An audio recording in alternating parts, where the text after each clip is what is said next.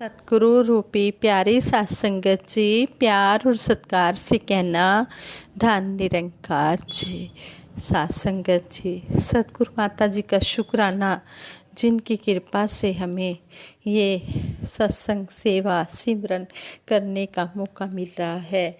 दासी सतगुरु माता जी की असीम कृपा से, अपार कृपा से आप जी के चरणों में ये विचार रखने जा रहे हैं। संगत जी, एक बार युग दृष्टा सतगुरु बाबा हरदेव सिंह जी महाराज ने फरमाया कि सुंदर मकान हो, उसमें सुंदर बेड हो और बेड के ऊपर बहुत ही कीमती और खूबसूरत बेड कवर बिछा हुआ हो, तो क्या हम एक जलता हुआ कोयला उसके ऊपर रख सकते हैं? हम ऐसा कभी नहीं कर सकते, क्योंकि हम उस कमरे की, उस बेड की और बेड कवर की अहमियत जानते हैं। ठीक इसी प्रकार दातार प्रभु ने हमें इतना सुंदर मन दिया है, एक मंदिर की तरह मन दिया है। अब यदि इस मन में ईर्ष्या या जलन रूपी जलता हुआ कोयला रख देंगे तो ये हमें बर्बाद करके रख देगा। तो हमने बर्बाद नहीं होना, हमने तो आबाद होना है, सतगुरु की रहमतों से आबाद होना है। किसी को हमसे कुछ ज़्यादा मिल जाता है तो अक्सर मन में जलन के भाव आ जाते हैं, लेकिन ये भाव खुद के लिए ही बेचैनी का कारण बनते हैं। हम जिसे देखकर जलते हैं उसे तो कोई नुकसान नहीं होता, नुकसान तो जलने वाले का ही होता है। कहा भी जाता है कि इंसान अपने दुख से उतना दुखी नहीं होता जितना कि दूसरों के सुख से दुखी होता है। ऐसा ईर्ष्या या जलन के कारण ही होता है। महापुरुष कहते हैं कि तुम जलो मगर दीप की तरह, ताकि दूसरों को रोशनी दे सको। तुम्हारी ज्योति वहाँ तक जाए जहाँ तक तुम औरों को अंधेरों की ठोकरों से बचा सको।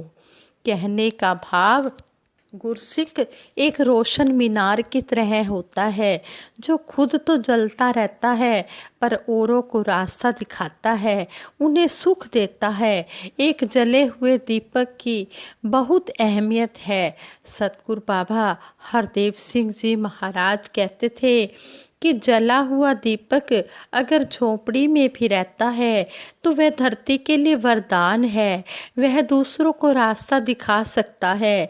लेकिन एक बुझा हुआ दीपक, चाहे वो महलों में ही क्यों ना हो, चाहे वो सोने का ही क्यों ना हो, धरती के लिए वह वरदान नहीं बन पाता है। ईर्ष्या के कारण ही मन में जल रही आग कभी कभी बाहर भी आ जाया करती है और तब बस्तियां जला दी जाती हैं, लोगों को रुलाया जाता है, कईयों का घर जलाते हैं अपने एक घर की रोशनी के लिए। ये भी सच है कि दूसरों का घर जलाकर हम कभी भी सुख से नहीं रह सकते। कहा भी है, देख ले तू जलाकर पड़ोसी का घर, तेरे घर में भी चिंगारियां आएंगी। अगर हम औरों का घर जलाते हैं तो नुकसान अपना भी होगा। वो जलाने वाले, वो तेरा ही था नशेमन, जिसे तूने फूंक डाला मेरा आशियां समझकर। इसी प्रकार हम दूसरों को दुख देकर कभी भी खुश नहीं रह सकते। ये सब वही लोग करते हैं जो अब तक अंधकार में रह रहे होते हैं। लेकिन जहाँ एक दीपक जल रहा हो, अंधकार की हिम्मत नहीं कि वहाँ आ सके। रवि और रजनी एक जगह नहीं रह सकते। कभी एक म्यान में दो तलवारें नहीं देखी गई। शहनशाह जी कहते थे, एक बार अंधेरे ने हाकिम के पास जाकर उजाले की शिकायत की कि ये मेरा विरोध करता है, मुझे नष्ट कर देता है। इस पर हाकिम ने कहा, अच्छा ये बात है, जरा उस उजाले को पकड़ कर तो ले आओ। अंधेरे ने कहा, मैं उसके सामने ठहर ही नहीं सकता। हाकिम ने कहा, तब तो तुम झूठे ही हो। हमें दीपक की तरह जलकर उजाले का प्रतीक बनना है। महात्माओं का कहना है कि अगर आध्यात्मिक दृष्टिकोण से देखा जाए तो जो व्यक्ति बहुत सी संसारिक वस्तुओं और पदार्थों का मालिक बना बैठा है और अपने आप को अमीर मान रहा है, ऐसा व्यक्ति अमीर नहीं है, ऐसा व्यक्ति तो गरीब है। अमीर तो वो होता है जिसके पास राम रतन धन होता है, राम नाम रूपी धन होता है। जैसे संतों ने कहा है, जिसके पल्ले नाम धन से ही सच्चा शाह। जिसके पास राम नाम रूपी धन है वही सच्चा शहंशाह है। कबीर सब जग निर्धना, धनवंता नहीं कोय। धनवंता सोई जानिए, जाके राम रतन धन होए। कबीर जी ने भी यही बात कही है कि सारा जग निर्धना है, सारा जग गरीब है, धनवान कोई नहीं है। धनवान वही है जिसके पास राम रतन धन है। इसी तरह कहते हैं कि ये जो राम रतन धन है, ये समय के पूर्ण सतगुरु की कृपा द्वारा जाना जा सकता है। सतगुरु की कृपा द्वारा सतगुरु के चरणों में आकर इस निरंकार को पाया जा सकता है, देखा जा सकता है। पूरा सतगुरु जगते लोगों, नाम दा ही व्यापारी है। ये जो हमारा सतगुरु आया हुआ है, ये इस नाम को ही बांट रहा है, इसी का ही व्यापारी है। ये ब्रह्म ज्ञान दे रहा है और सारे संसार के लिए सतगुरु आया है। किसी देश, किसी एक देश, धर्म या जाति के लिए नहीं, ये पूरे विश्व के लिए, सारे संसार में आया है। सतगुरु आमदा दुनिया उत्ते सारे ही संसार ਲਈ। सतगुरु आमदा दुनिया उत्ते केवल पर उपकार ਲਈ। ये परोपकार ही करता चला जाता है। जैसे संत धर्मदास जी की भी वाणी दासी पढ़ रही थी तो उन्होंने भी क्या कहा, उन्होंने कहा, कोई कोई लादे कांसा पीतल, कोई कोई लौंग सुपारी, हम तो लाधो नाम धनी को, पूरन खेप हमारी। कहते कि हम तो इस राम नाम के, इसको राम नाम को पाया है, हम इसके धनी हैं, हम अमीर बन गए हैं, हमारी सारी आशाएं पूर्ण हो गई हैं। पूंजी न टूटे नफा चौगुना, बनिज किया हम भारी। ये ऐसी हमें संपत्ति, धन, पूंजी मिली है कि जितना जितना इसको खर्च करते हैं उतना उतना ये बढ़ता चला जाता है। ये जो व्यापार है ये बहुत ही अनमोल है, हमें ये सतगुरु ने दिया है। हाट जगाती रोक न सकिए, निर्भय गैल हमारी, मोती बूंद घटी में उपजे, सुकृत भरत कोठारी, नाम पदारत लाद चला ले, धर्मदास व्यापारी। वास्तविकता में ही नाम धन ही मनुष्य का असली धन है। संपूर्ण अवतार वाणी में शहंशाह जी ने शब्द नंबर 46 में कहा है, निर्धन दा धन तुइयो दाता, माल खजाना नाम तेरा, जिस बेघर दा घर ना होवे, ठोर ठिकाना नाम तेरा। कहते हैं कि जिसने भी ये राम नाम रूपी धन, ये ब्रह्म ज्ञान पा लिया है, वो धनवान बन गया है। दुनियावी दौलतों से कोई धनवान या गरीब नहीं होता। जो शहंशाह होता है वो राम नाम धन पाकर ही शहंशाह बनता है, जो इस लोक में भी काम आता है और परलोक में भी काम आता है।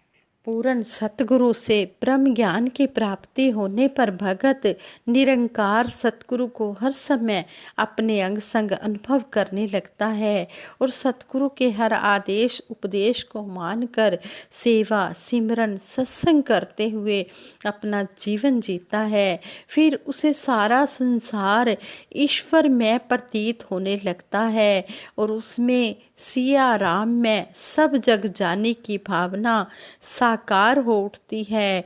उसके मन में सभी के लिए प्यार जागृत हो जाता है, वह सभी प्राणियों में ईश्वर का स्वरूप देखता हुआ इस सब प्राणियों को सर्वव्यापी ईश्वर में महसूस करता हुआ एकत्व सद्भाव से युक्त होकर जीवन जीता है। ऊंच नीच की मान्यताओं से ऊपर उठकर वह वसुधैव कुटुंबकम की भावना को साकार करता हुआ सभी प्राणियों से प्यार करता है। उसके मन में सभी धर्मों के प्रति समदृष्टि की भावना आ जाती है। बिना किसी प्रकार की निंदा व नफरत के वह उनसे भी शिक्षा ग्रहण करता है। परहित सरिस धर्म नहीं भाई, पर पीड़ा सम नहीं अधमाई को हूँ बहू जीवन में अपनाता है। और फिर कहता है, दिली मोहब्बत मारे ठाठा, भूलना ते अरदास रहे, कहे अवतार एहो जय सिकदे, सतगुरु हरदम पास रहे। जो गुरसिख पूर्ण गुरसिख होता है, उसके मन में हर समय हर एक के लिए प्यार होता है, मोहब्बत होती है, और उसके होठों पर हर किसी के लिए अरदास ही होती है कि सच्चे पातशाह सबका भला करना। अगर किसी का दुख भी सुनता है तो उसके लिए भी सिमरन करता है, हे सच्चे पातशाह आप जी इनका सहारा हो, आप जी ने ही इस महात्मा का दुख काटना है। कहते हैं कि जब ऐसा गुरसिख पूर्ण गुरसिख ऐसी बातें करता है तो कहते हैं कि ऐसे गुरसिख के पास सतगुरु हमेशा रहता है और उसकी हर बात को सतगुरु मानता चला जाता है। जैसे कहते हैं, सारी दुनिया वस विच तेरे, तू भगतां दे वस करतार। सारी दुनिया को इस सतगुरु निरंकार ने अपने वश में किया हुआ है, लेकिन जो भगत होते हैं वो सतगुरु निरंकार को अपने प्यार के द्वारा वचनों को मानकर अपने वश में कर लेते हैं। और फिर जब ऐसी अवस्था हो जाती है गुरसिख की, और तो वह आनंदमय जीवन व्यतीत करता है। ऐसे ब्रह्म ज्ञानी महात्माओं में मिलवर्तन की भावना सर्वोच्च बनी रहती है और उनका यही प्रयास रहता है कि विश्व का सारा मानव परिवार प्रेम की दौलत से भरपूर हो जाए, माला माल हो जाए, और वैर विरोध नफरत हिंसा आदि का अंधकार एकत्व के प्रकाश में बदल जाए। संसार में फैला हुआ हंकार विनम्रता में और संकीर्णता विशालता में बदल जाए। वे मानव को यही प्रेरणा देते हैं और एहसास कराते हैं कि इंसान, तूने अनमोल मानव जीवन पाया है, तेरा हर श्वास कीमती है। तेरे अंदर जिन मानवीय मूल्यों और मिलवर्तन की कमी रूपी गरीबी है, उस गरीबी से ऊपर उठकर तू नाम की दौलत से युक्त होकर माला माल हो जा।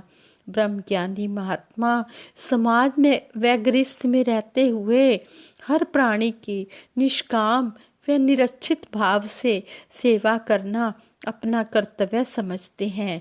उनके मन में यह भाव नहीं आता कि वे किसी पर कोई एहसान कर रहे हैं।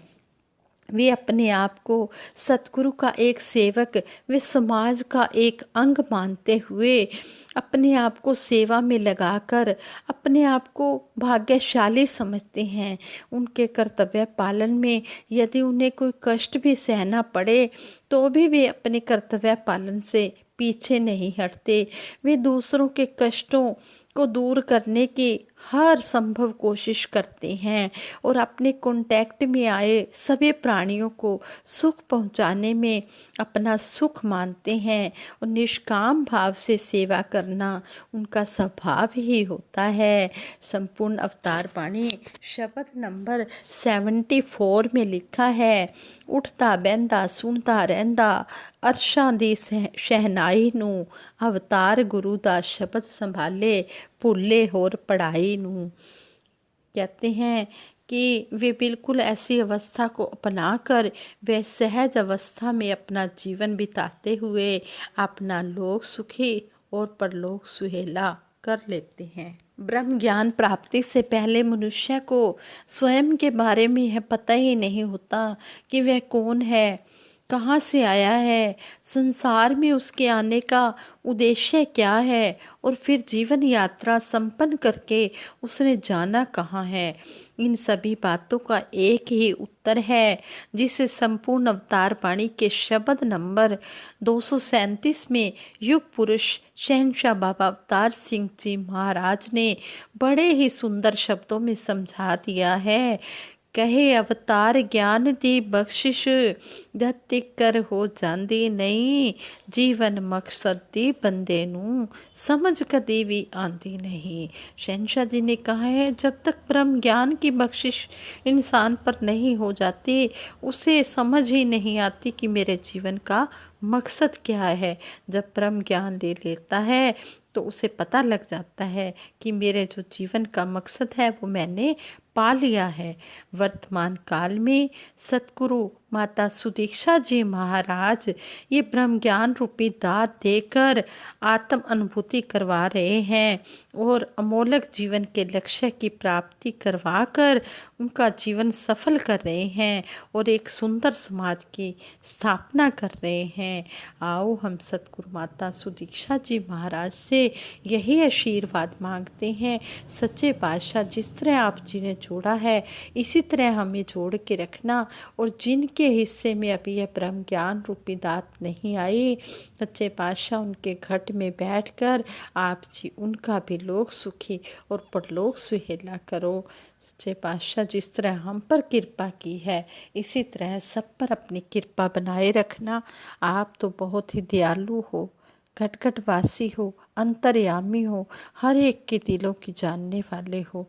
सच्चे पातशाह अगर दासी के मुख से कोई शब्द सही ना बोला गया हो तो दासी को अनजान बच्ची समझ के माफ़ कर देना और आगे के लिए सद्बुद्धि देना। दासी सिमरन कराएगी, सभी मिलकर सिमरन में साथ देना। तू ही निरंकार मैं तेरी शरण हाँ, मैनू बख्श लो। तू ही निरंकार मैं तेरी शरण हाँ, मैनू बख्श लो। तू ही निरंकार मैं तेरी शरण हाँ, मैनू बख्श लो। बोलिए सतगुरु माता सुदीक्षा सविंदर हरदेव जी महाराज की जय। निरंकारी राजमाता गुरु बचन अवतार की जय। साथ संगत जी प्यार से कहना धन निरंकार जी।